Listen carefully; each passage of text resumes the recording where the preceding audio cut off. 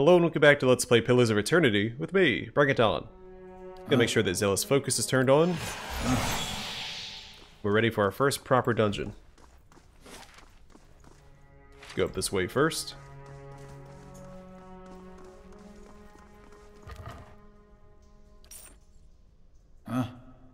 Let's go.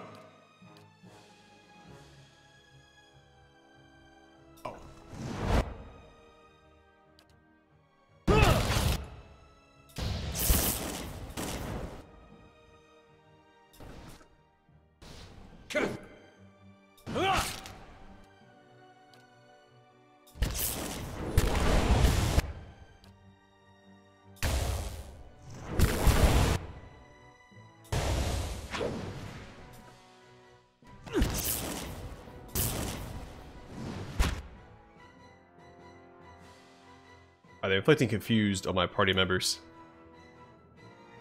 It's really annoying.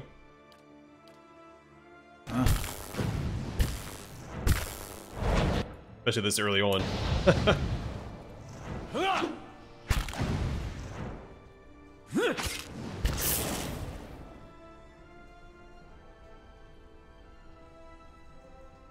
Sure.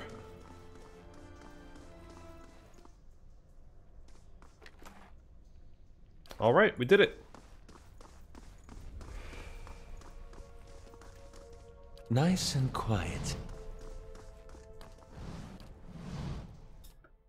This parchment is worn and tattered, and ink upon it faded. This time of hardship, we must have just as much faith in ourselves. Steady does it.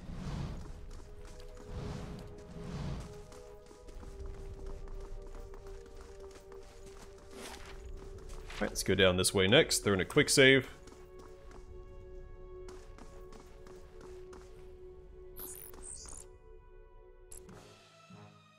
Hi.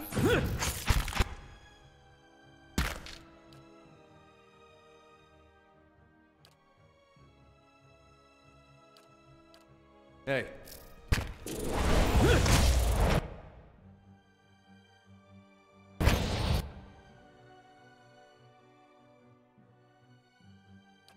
Hey.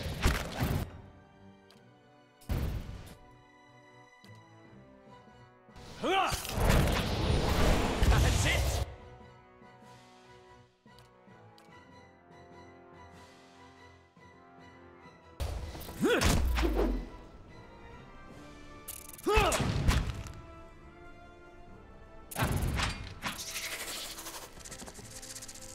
Alright, nothing to it. Far easier than the will-o-wisps. Keeping an eye out.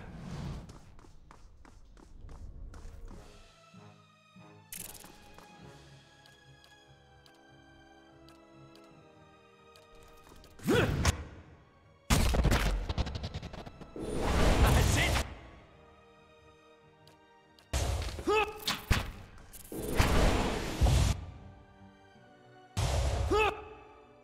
I need to remember to keep Aloth a little closer to my main character, so he gets the benefits of Zealous Focus as well.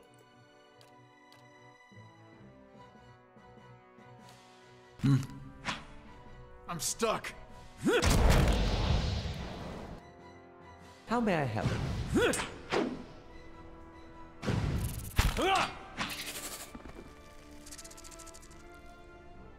Alright, nothing to it. The Pile of Furniture is branded with scorch marks. Whoever sat here left in a hurry. Ink is dripped across the scroll, obscuring its contents.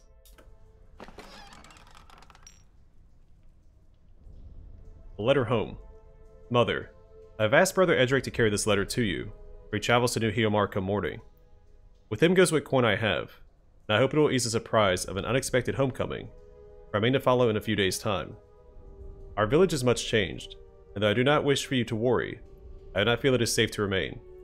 And Recapture Abrica would not approve, but the letter trails off here. Yeah. I'll see what I can find.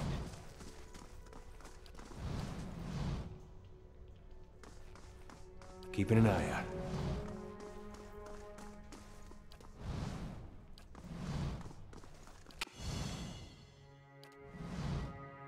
Keeping quiet.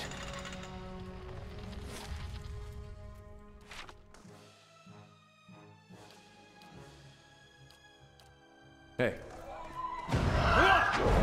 These ones are in.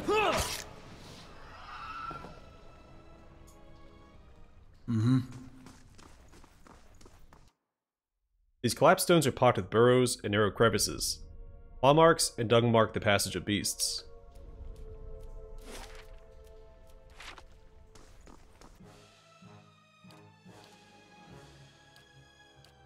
Hey. Let's have it out!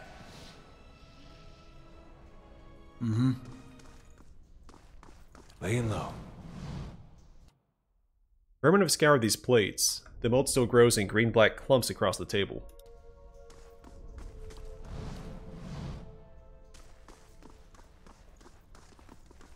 Keeping an eye out.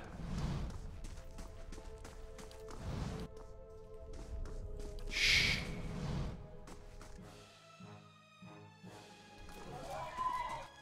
Hey.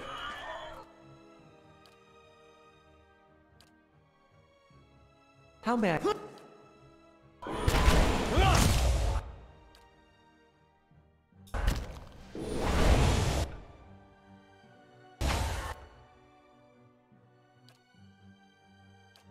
Hey.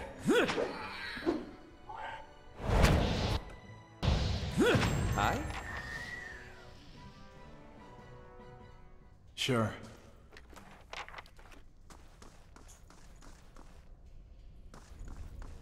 Alright, not too shabby.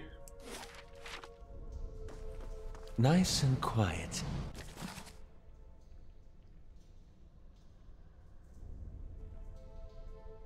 Alright, Monsters of the Deadfire Archipelago. The archipelago winds its way between the Great Eastern Ocean and the Restless Ocean, hundreds of small islands in the midst of the water. Few dare brave its treacherous rapids, the few still have returned to tell tale of their adventures through it. Travel between the two oceans is virtually impossible. Great storms hammer any ships foolhardy enough to attempt to navigate, and this alone should be enough to deter anyone from attempting the voyage, as untold ships have gone down, tossed against the rocks. The weather and treacherous rocks are only a precursor to the actual horror of the archipelago, the terrors of the deep. No one knows how many creatures stalk the oceans, waiting for unsuspecting sailors to drift into their waters, but we do know of some. Barbed Ravager. A giant shark that is known to ram passing vessels, trying to knock sailors off the deck and smash a hole in the hull. It has tremendous spines protruding from its side and back that are presumed to be poisonous. The largest sighted Barbed Ravager, with survivors, was estimated to be almost 30 feet long. Winding Serpent. Smaller around than the Ravager, but potentially longer, the Winding Serpent attacks in small packs, usually 3 to 8. They have long, sharp heads, somewhat reminiscent of a barracuda. Like the Ravager, they repeatedly slam into the side of a ship, hoping to crack a hole in it or knock someone from the deck. They've also been known to swim to the depths and shoot up out of the ocean, landing on the deck, coiling and winding their way around, snapping up any crew they can before plunging back into the ocean. Leviathan. Imagine the largest whale you've ever seen. The Leviathan is at least 10 times that size. By the time a ship sees a Leviathan, it is already too late. As they rise from the depths, the water around them begins to spin and sink, creating a whirlpool. The Leviathan's body surrounds a hapless vessel, preventing escape, and as it goes down, the enormous mouth opens, pulling all aboard to their watery deaths. Pulpavir. All the creatures you've read about in this book are nothing compared to the Pulpavir. Barely the size of a man, but they lack in size and strength to make up for in numbers and terrifying viciousness. Their lower halves are a mass of tentacles like an octopus or squid, but more numerous. The tentacles are long black whips with suction cups on the underside and small thorny barbs on the top. The sheer number of tentacles gives them frightening speed when walking on land, pulling themselves forward almost as fast as a running horse. While they vaguely resemble human from the waist up, any extended examination proves how wrong that assumption is. Long stringy black hair falls from the top of their heads to cover a face taken directly from a nightmare. A wide gaping mouth cuts across the bottom of its head from ear to ear, full of wicked dagger-like teeth. 2 large round eyes are sunken into its head, black as coal, shining with a malevolent fire. A small antenna protrudes from the middle of its forehead, ending in a small nodule that can glow with an eerie blue light. One can imagine a sailor on deck of his ship at night, looking out across the black water, blood freezing as countless lights appear beneath the surface, rising toward him as the Bulbaveer swarm upward. Because they seem to be more octopus than man, they can collapse in on themselves, fitting into spaces no person should be able to. The smallest crack in a hole, the slightest separation between boards offers them entrance. It is not unknown for them to slaughter an entire crew from hold up to deck, by infiltrating the ship from underneath. Fortunately, they do not seem to have spread too far outside of the archipelago, but there may come a day when Bulbaveer attacks become commonplace.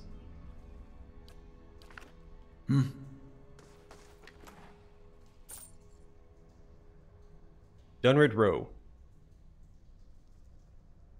The origins and practices of Dunrid Row are difficult to nail down. When asked, everyone seems to know how Dunrid Row started, how long it's been in operation. Yet every person asked gives a different account of its creation at a different date. The only thing everyone can agree on is that it seems to have been around as long as anyone can remember.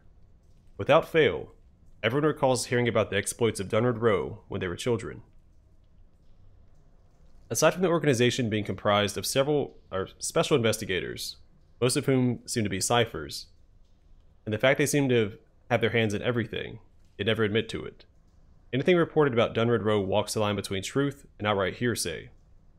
Information abounds, but no one can say which fragments are truth and which are fiction.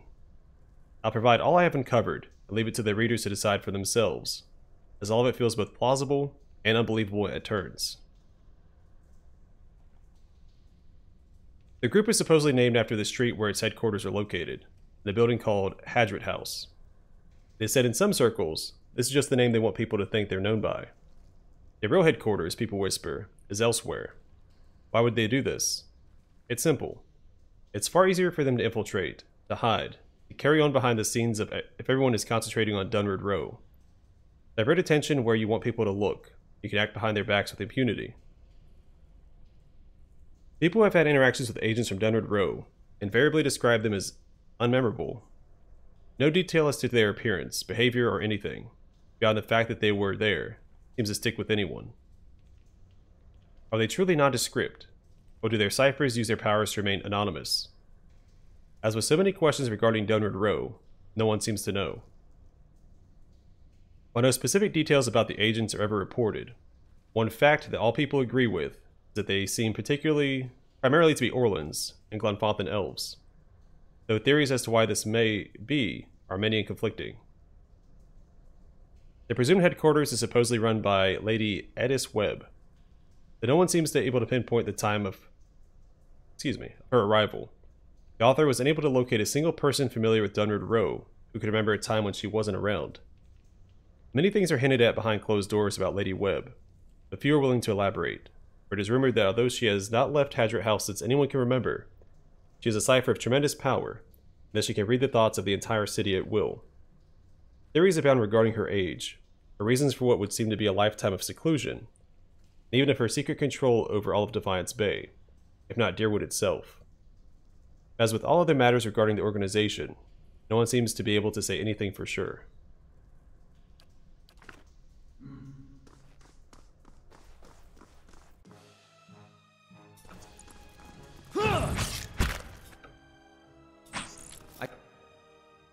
I shall deal with this one.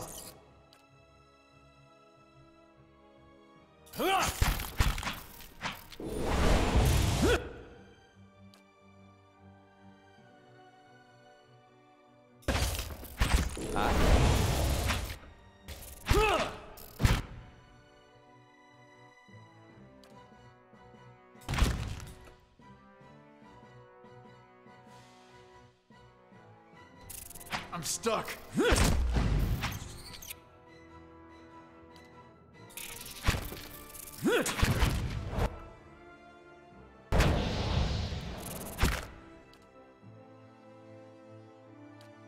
Hey.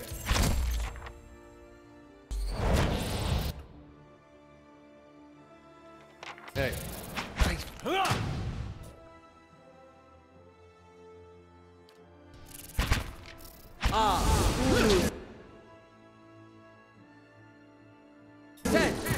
Kind of stuck over here. Loose.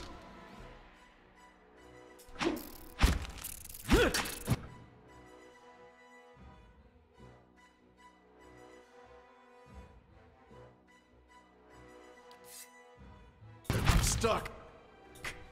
Damn it. We got...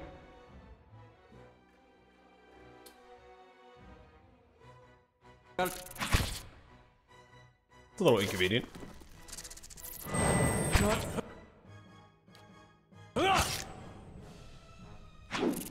Not to alarm you, but I'm slowly dying of I poison. should have pulled back to the doorway.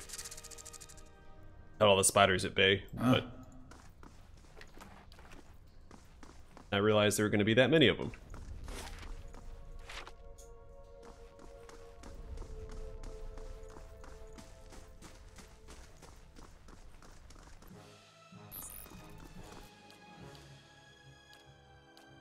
Hey.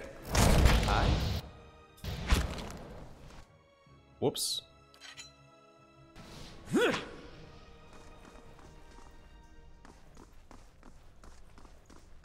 Keeping quiet.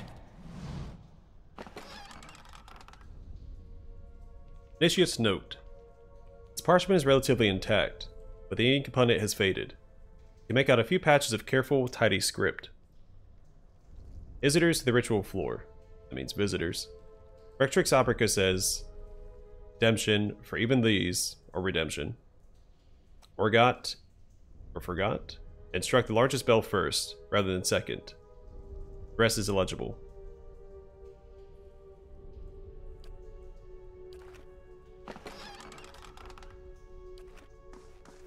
So I can't come back here and rest if I need to.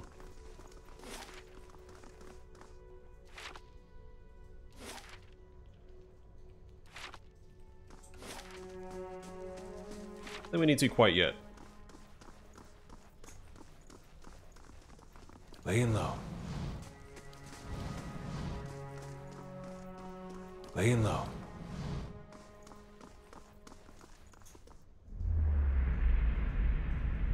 Nearby crystals light the cracked mosaic floor in shades of orange, and at certain angles, the metallic symbol beneath at your feet gleams gold. As you look on, the air shimmers, as if with summer heat. The very dust and air seem to pull together until a thin, glowing mist appears before you. In its rippling gleam, you sometimes think you can see the shape of a man, features rendered in broad strokes of air and smoke. Who are you? Your voice sparks movement. Spirit surges with a sudden, blazing light, and the next moment, you are somewhere else. Your mind is sailed with a sudden wave of fear and noise. You're in the chapter hall. Priests and faithful have gathered in a great crowd, spilling into the hall. Bodies press against you, surging forward to listen. Your own grief is mirrored in the faces around you. Some of the initiates are weeping. Someone has snuffed the candles, and the room is dark save for the podium, lit from behind. Two people stand before it, lit in silhouette. A man is shouting, voice so ragged with fear you cannot understand what he says. But the Rectrix stands calm, unmoved. Her strength will see you all through these dark times. Feel that hope like a spark behind your ribs. Somewhere behind you, someone begins to sing. Spirit tears itself from you with sudden, dizzying force. You find yourself back before the ruined altar, swaying. The spirit fades, as suddenly as it appeared. The face of the statue has had most of its features struck off, along with portions of its hands. Laying low. Let's actually give that potion of regeneration to Adair. Yeah. I keep him on his feet. The red-brown smears flake away under the toe of your boot. So did I don't remember looking for hidden objects in this room. Laying low.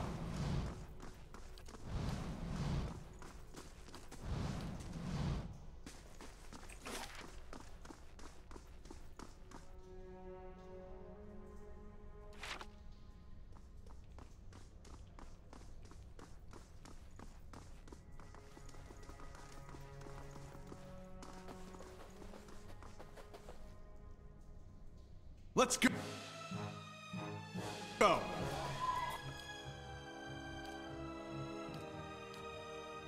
Hey.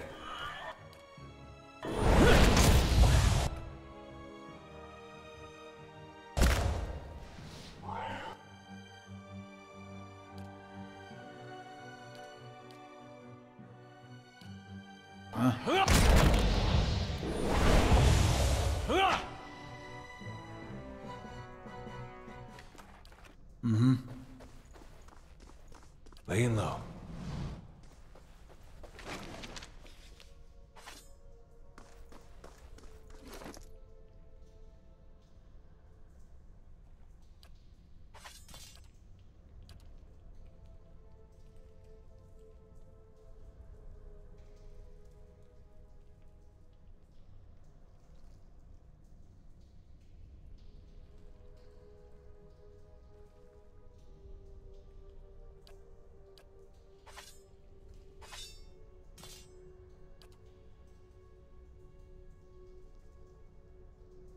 Yeah, I think that +4 accuracy is worthwhile. Yeah.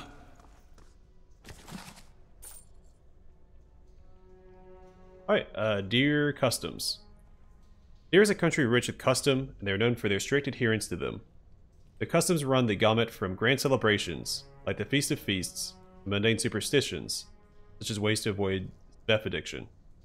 Its volume will focus primarily on bigger celebrations, as no one knows how to throw an extravagant party, quite like in Adiran.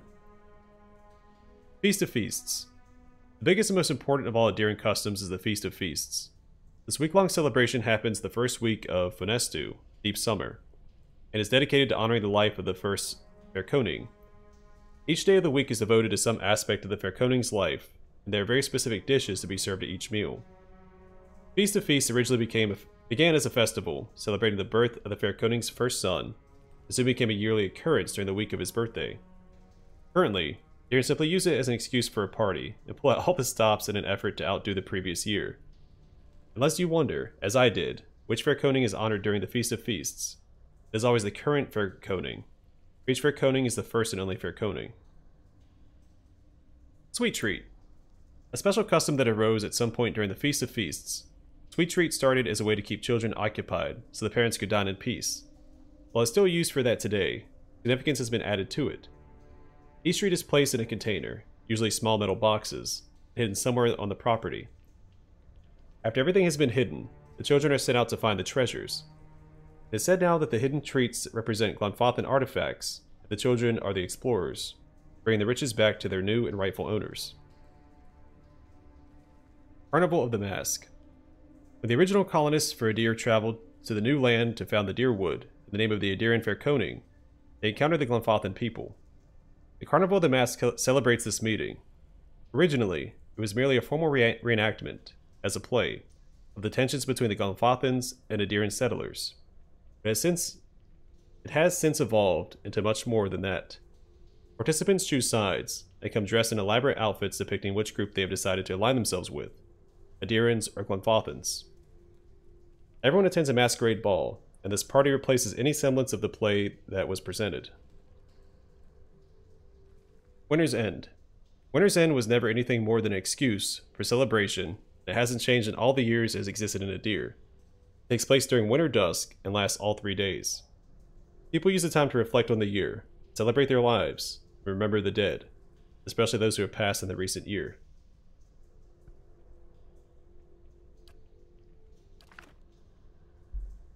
I didn't mute my microphone there at the end. I was stifling a cough that entire time. I was reading that passage. These prayer scrolls are coated in a thick layer of grime and dust.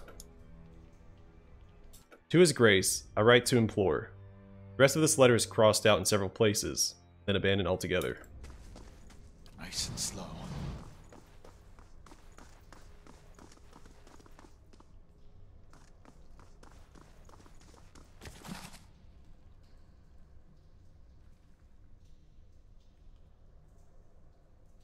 Alright, the Great Western Stag.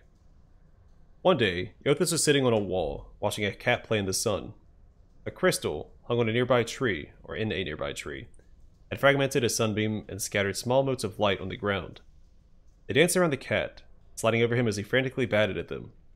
He spun in place, following one as it rushed past him, and leaped onto it, trying to pin it down. Eothas smiled, amused at the animal's tenacity. The cat landed on a spot, placing his paws over it, only to watch it flit away again. Eothas watched the cat's tail twitch and slap at the ground, annoyed that his prey could not be pinned. How must you tease him? A voice said from behind him, accompanied by the crunch of sandals on gravel. I merely bring the dawn, Eothas responded. I don't stoke the hunter's heart. That's your responsibility, isn't it? True, said a second voice. But neither do you quell it. If the hunter could not see his prey, would he still hunt? So philosophical, Hylia, Eothas said and turned to greet the two gods that approached him. Have you come to debate the parallel between sight and desire? He gestured to the wall, inviting Hylia and Galawain to join him. They sat in silence, watching the cat who continued to hunt the sun, fruitlessly swatting at another mote, and then rolling onto his back. I've created the ultimate prey, Eothas said finally, breaking the silence. It can be tracked, it can be followed, it can be seen, but it can never be caught. Galawain laughed lightly. You don't agree, Galawain? Eothas asked. While it's true that your creation is elusive, it hardly can be considered the ultimate prey, because it never can be caught. He paused, his brow furrowed in thought. If that mode of light had substance, the hunter could subdue it. Otherwise, it's merely a dream, truly a fruitless endeavor. All creatures spend their lives chasing fruitless endeavors, said Hylia. It is the way of mortality. Galawain laughed again. I could create a creature, a living creature of flesh and blood that could never be caught. I make your dream a reality. Now is Eothas' turn to laugh. Propose turning a fruitless dream into a fruitless reality. How is this any better? A life spent in the pursuit of an attainable goal far exceeds any other. You just said no one could catch this creature. This is not attainable. Galawain smiled. Humanity has surprised us before. Indeed, it could surprise us again. I'll create a great white stag, and I'll set it free in the world. It will have grace, resilience, and tenacity. It will exist solely to be pursued for all its days. It will never be caught. It will serve to inspire the hunt for generations to come. All those who wish for glory will invoke my name.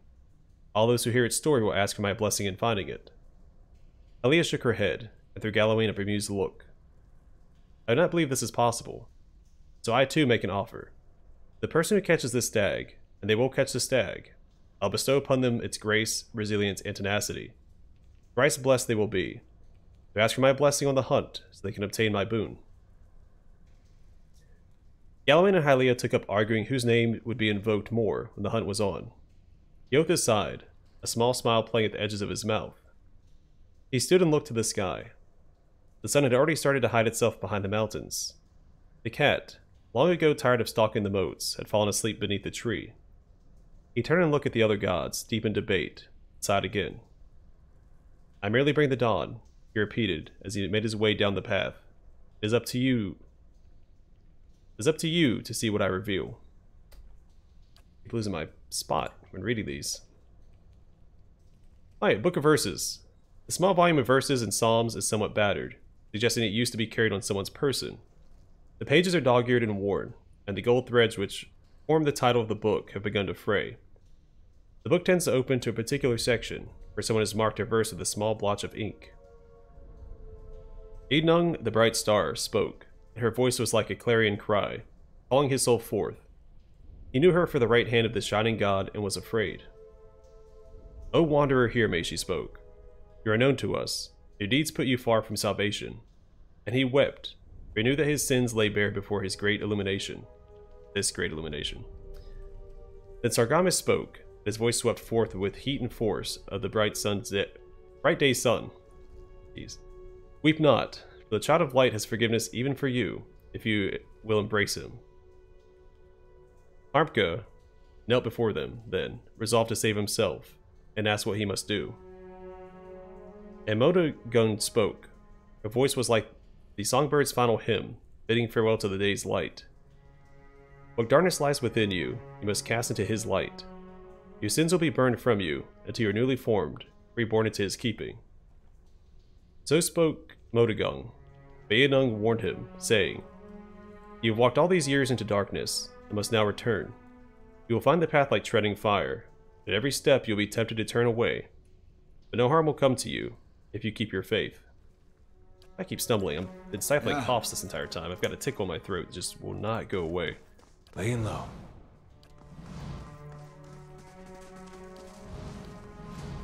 I was sick, what, 2 weeks ago? I still have a darn tickle in my throat. I feel fine, except for that darn tickle. It's there almost consistently. I want to see what I can do. The work of a moment.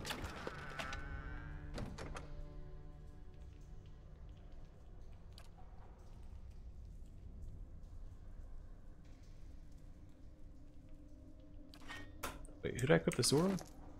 Oh, he has it. How's this compare? Is the exact same thing?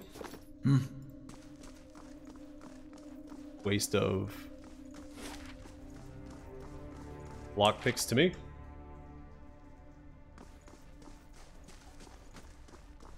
Hey, we never spoke to Adair since he joined our party. Hope that old watcher's still there. Been years since I heard anything about him. Now, what is it you want to ask this watcher in Caed Noir? Just some things about the past. About the war. I've been thinking I missed my chance to find out what I wanted to know. That old watcher, though, he opens up some new possibilities. I want to ask something about you. If you're sure. What did you do before this? Oh, other than the war, I never strayed too far from where you found me. Farming, mostly. I was never much for cities. Never learned a trade. In my younger days, I thought I was going to go preach the word of Eothas. Just in our temple there. My parents encouraged it. I made so much trouble for them growing up. They used to say it'd be best if I got in good with the God of Redemption. Of course, us blowing him up probably didn't help my chances there. But if anybody'd forgive you for blowing him up, it'd be Eothas. Did the people of Gilded Vale really try to kill you? They, they did. It was strange timing, because we just won the war. They celebrated when I came home. There was music and dancing. Trumbull used half his grain making this big honey cake. I still dream about that cake. Like having the best lover of your life, but only for one night. And they were all sorry to hear about my brother. It took a while for word of the purges to reach us. Eothasians being murdered in the streets. Cold morn and the like. No way would they let something like that happen in Gilded Vale. That's what they all said. But the weeks went by and the purges spread. Pretty soon they weren't so sure my brother fought for Deerwood. And they weren't so sure I did. Caught me by surprise after all the celebrating. Should have seen it coming after the tailor said he was gonna fit me for some new clothes, but then all he wanted was my neck measurement. He laughs. Really? Nah, not that last part. But you had to think about it. Says a lot about the place I've been calling home all these years. Why did you stay for so long in a town that hated you? Well, I'm sure my parents are still wondering the same thing. The Eothasian purges were like this madness had come over the town, like a disease. Seems like when you see something like that, your instinct is to wait for it to pass, even when you know it probably won't. The family whose farm I worked on, they had a little hollow-born girl. And they heard the Animancers had this cure, the Salvation it was called. They went running. Adair pauses a moment, lost in thought. This Salvation, they were putting animal souls in children. You might have heard about it, giving them enough personality to care for themselves. Well, you can guess how that turned out. Matter of time, the children broke down, became wild things. Monsters. Anyway, these farmers put their family dog's soul in their little girl. For a while, the girl, she's making eye contact, she's feeding herself, albeit in a kind of messy way. Then one day she snaps. They found her gnawing on her brother's bones. Had to chain her up, put her in a cow pen. Well, the mother, she wouldn't have anything to do with the girl after that. But the father, he'd visit every day. Feed her chickens, toss water on her once in a while to get the dirt off. Most of the village, they'd whisper about him. Poor man, they'd say. Sick with grief. He was just waiting for his daughter to look up one day and recognize her papa. He was waiting for her to get better. Didn't understand that at the time, of course, but these days I think about him a lot. He shakes his head, his eyes narrow, contemplative. Do you have any family? Just my parents now. Took a ship back to Adair when the purges started. Wanted me to go with them. I didn't see things like they did. Been a long time since I've seen them. I really should visit. but for some reason I haven't much felt like leaving home. Good thing they chased me out, or I might have never left. I want to ask you about something else. What's on your mind? I was wondering about Eothas. It makes two of us. What is there to know about Eothas? If you're looking to find religion, maybe you want to start with a god that hasn't been burned to dust, but I won't stop you. Eothas, he was a young man with a silver crown. Carried a candle around with him. Sounds like I'm giving a bad eulogy here. He utters an amused grunt. Well, he's a lot of different things to different people, I guess. Rebirth, redemption, light. Out in the country, he's gone. The farmer. Helps all things pass. Seasons and people of both. He watches over the weak, does gone. His imbalance is made right. You can see why all the copperless rowdies around here might take a liking to someone like that. He's real popular here for a time. These days you won't find too many worshipping Eothas in the open. It's hard to know who still does it in private, and who's given up. Feels like I'm the last one sometimes. He smirks. If that's the case, he deserves all the mourning. Do you still worship Eothas? In my way. I don't suppose he expects me to show up at his temple these days. Not much left to do for him other than keep his memory alive and keep hoping that he's just been playing a joke on all of us these past 15 years. As far as I know, he hasn't said anything to anybody since the Godhammer detonated. Why worship him then? He grimaces. Well, if it turns out he's not dead, and I gave up on him, I betrayed my god twice. Even the god of redemption's gotta have standards. I'd probably be reborn as a fat Moa's horse. That's not really it though. Not all of it anyway. He casts a sidelong glance. Guess it's more I still believe in the things he believed in. I just hope his death doesn't mean the death of those things as well.